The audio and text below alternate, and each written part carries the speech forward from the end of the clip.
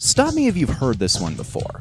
Japanese feudal lord comes into some kind of supernatural power, and of course abuses it like mad. Wow, that was fast. I didn't even get to the part where the Ronin and the usually female ninja try to stop him. And it is always a Ronin for some odd reason. Okay, I guess I'll be the first one to ask, why am I playing as a ninja in a game called Soul of the Samurai? Well, first off, if I'm going to be staring at a character's ass for hours on end, it may as well be easy on the eyes. And second, take a look at our samurai's attack animation.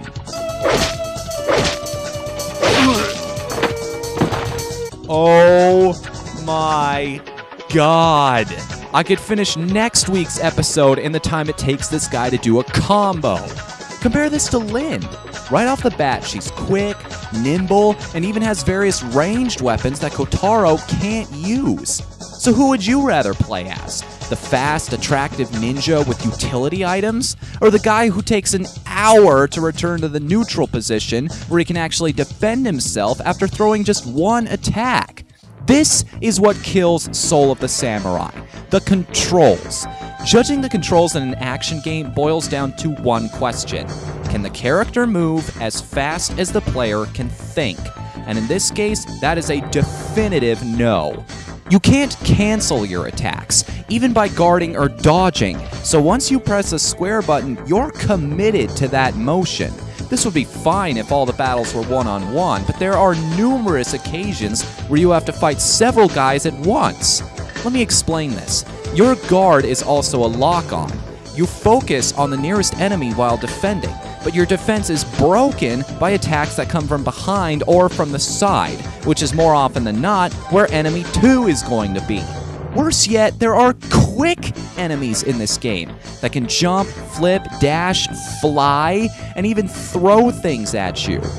Don't even get me started on scenarios where you have to fight more than one of these suckers at a time. Just forget it. Forget it! It all just feels sluggish when you're trying to fight anything. You have a small dash, but offensively, there's no real way to cover a lot of ground quickly. Not that it matters, enemies always seem to attack you first anyway. I swear that half of these suckers are psychic and throw an attack on me as soon as I let my guard down. Especially later on, it seems the only safe way to attack anything is to block their moves first and then counter. Doesn't that sound like fun? Always waiting there for them to make the first move? Oh, what was that nonsense? What was I supposed to do about that? And you know what's the worst part? This happened to me a total of 3 times over the course of the game. Artificial difficulty? Oh, what's that? Even moving freely feels like a chore. The animation of your character's legs just seems too quick compared to the amount of ground you're actually covering, like the path is smothered in glue or something. And guess what? If you were using an old-school PS1 controller back in the day, you'd have to hold L1 to run anywhere. This is definitely a game where you had the analog controls turned on. Playing through those first 2 chapters as Kotaro ranks up there as one of the most frustrating things I've ever done in a game, and I can summarize why in one image.